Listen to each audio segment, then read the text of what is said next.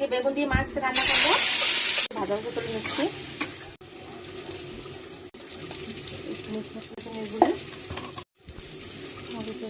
ভাজা হয়ে গেছে, জল দিয়ে দিচ্ছি। বেগুন তো একদম ভাজার জন্য গলে গেছে, মাছ দিয়ে দিলাম।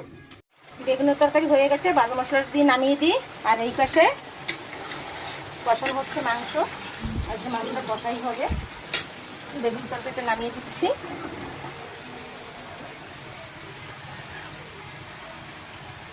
শাক ভাজা দেবো, রসুন দিয়ে দিচ্ছি, লবণ। এগুলি আমার গাছের টাটকা কুমড়ো শাক, কেটে এনে আমি ভাজা দিচ্ছি। শাকটা একটু সিদ্ধ হয়ে গেছে।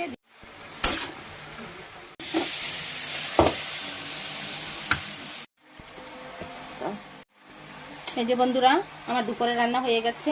এখানে আছে বেগুন দিয়ে মাছের তরকারি, এখানে আছে শাক ভাজা, এখানে মাছের মাথা দিয়ে